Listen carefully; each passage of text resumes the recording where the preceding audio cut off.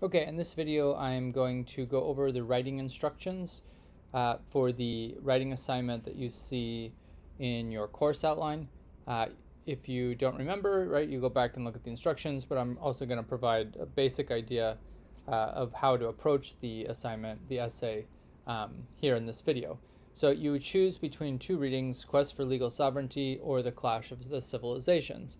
And you're only really focusing on three areas, and you should think about using these as subheadings. I hope this is something that you would have learned in English 12 or your high school writing class, but if you don't know what a subheading is, it's just over here on the right.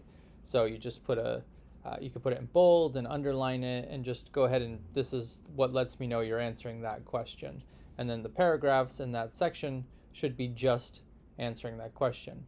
A good A draft of this will be 3 pages double spaced.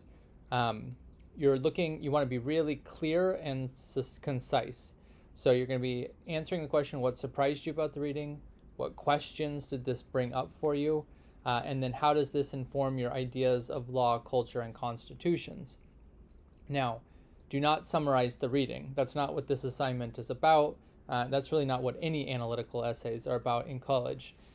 So you don't need to say anything about the reading except for the part where it says what surprised you. That's the part where you want to respond to something in the reading, and you should cite to the page number or put the direct quote there so I know exactly what part of the reading surprised you.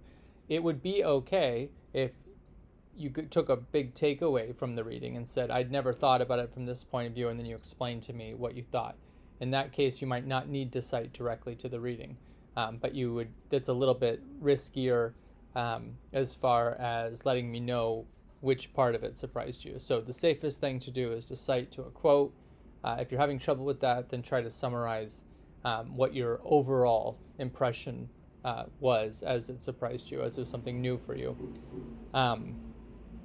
My questions, this is stuff that you should be thinking about, right? That's part of the readings, is it should be getting you to think about what differences exist when you start thinking about laws as they apply to different people. So this is really part of the process of critical thinking, and really, just to be blunt, different cultures look at the concept of law differently.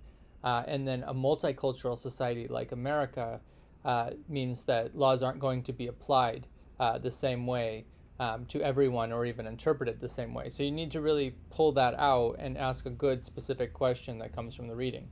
And then finally, you have to think about how constitutions are formed here. In a previous lecture, video lecture, I talked to you about how identities are constituted. And that's what you have to start showing me that you understand in this paper that you're working on here. So that's based on the readings, and then it's also based on the video lecture, and kind of really trying to get you to learn this aspect of constitutional law. So the draft is due before the midterm exam starting on October 13th. 3 or 4 students have turned it in already, and I've given them feedback right away so they can work on their revisions. If you do that, if you send it in earlier, you can always send me more than one draft. The final draft, after you get my feedback and you want to revise that using the grading rubric, will be due right before the final exam in early December. So I just want to get this out to you now so that you can start working on it and you apply the learning from the class. Now, this is how I'm going to grade your papers, and the 3 that I've received so far, this is how I graded them. So a C- means that you need a revision in order to get a passing grade. This is because C- does not transfer. C-, D, and Fs don't transfer to most transfer colleges, meaning you'd have to take that course again. So this is kind of a class that you should have a proficient, or you should meet expectations for college level writing. If you need help with that, you need to reach out to myself or look at the resources that I've provided in the syllabus, and we can think about tutoring or connecting you with somebody at the Writing Center. Either way, we want to work on that writing skill in this class. And so usually in this column, when you look at the 3 questions, it's really about your writing. So you might have understood these ideas, but you failed to put them into writing in a college level. So probably what happens at this level, if you get this grade, is that you didn't read the reading carefully. You probably skimmed it and you missed something, or you're kind of contradicting yourself. That means that your questions, either you didn't have any questions, which means you probably didn't really understand the reading, and then you were just kind of vague when you were trying to come up with things. This sometimes happens to students who try to do this kind of a paper, the day before it's due. And then you overgeneralize about laws, cultures, and constitutions, and you use stereotypes, contradictions, or vague descriptions, meaning that you're not applying any of the learning from this class, so you're not really learning anything, or at least you're not showing me that you've learned anything.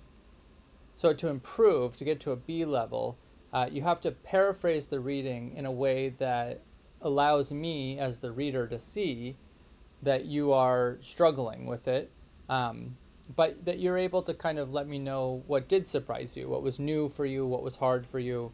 And you probably are still being speculative or overgeneralizing, but at least I know now that that was the part that was surprising to you. The B answer will probably also pose a general question. It'll be a big question. It'll probably be a good question to start with, but it's not quite specific at the college level. So it'll probably be, maybe your writing is a little awkward. It's not clear what you mean, but I'm kind of starting to see what you're getting at based on the essay. In other words, B responses will still kind of leave the reader unclear of what it is you're trying to say.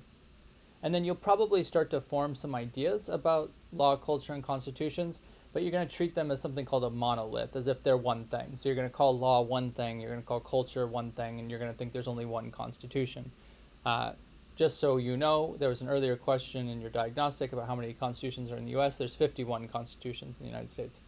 And so to treat constitution as if it's one thing is probably something you learned somehow, right, earlier, but that's not what we do in a legal class. We understand the differences.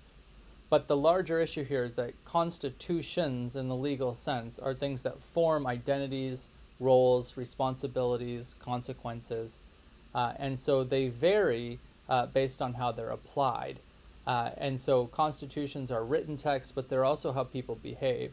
And so that's definitely going to be influenced by cultures and what people understand or mean about their own cultures. And that's then going to inform how we think about laws. And so the people who are going to get A's, or hopefully all of you get to this point, is you have to clearly indicate. This is probably the part where you have to read really carefully and probably read it 2 or 3 times. But really clearly indicate me from the reading what it is that was surprising to you. What was it that you got from that reading that provided you a new way of looking at these 3 concepts?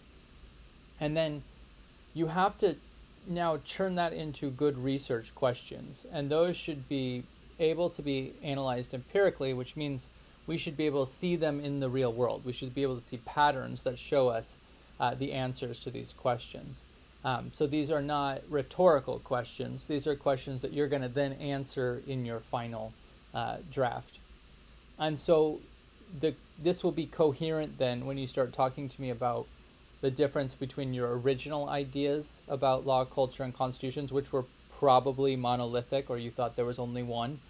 And you'll start to explain to me how these differences result in different meanings and different applications.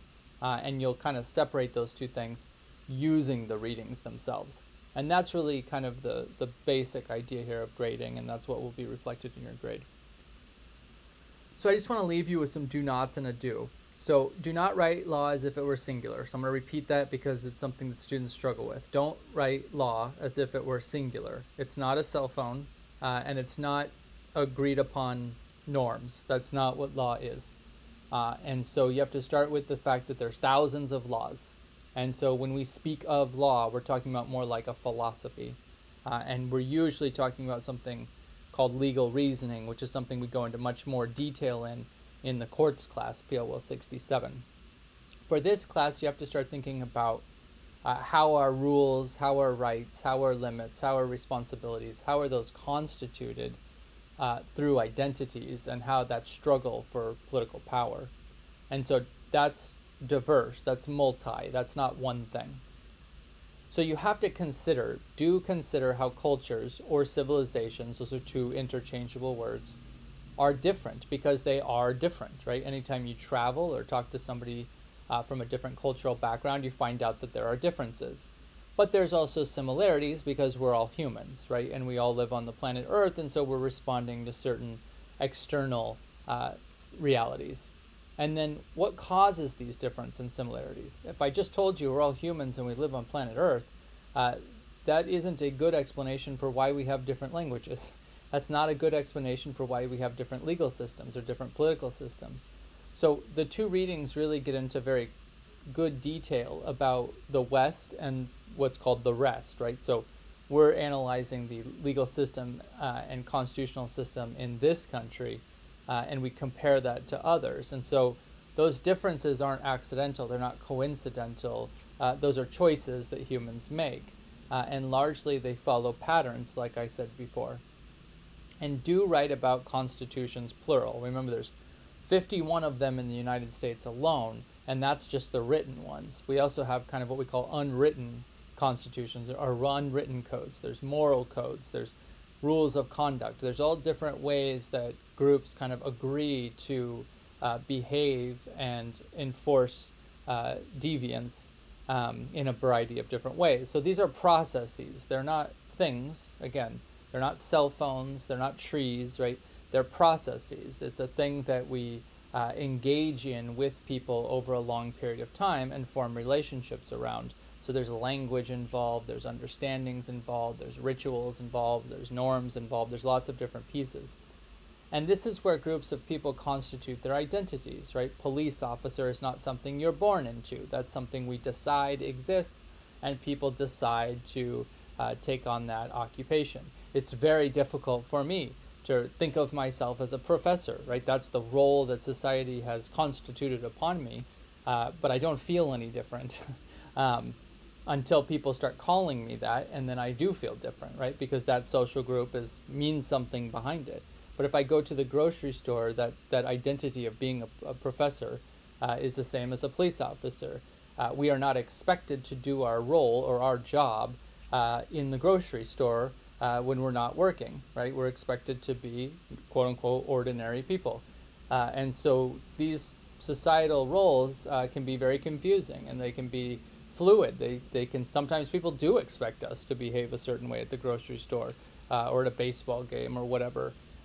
So we want to think about how these group constitutions, how these ideas form social relations, our relationships with one another, and that those are what becomes cultures. That's what you're really trying to get at in this paper. Again, it's only 3 pages, so you don't have to say a lot about these things. You need to be clear about them and, avoid these kind of mistakes.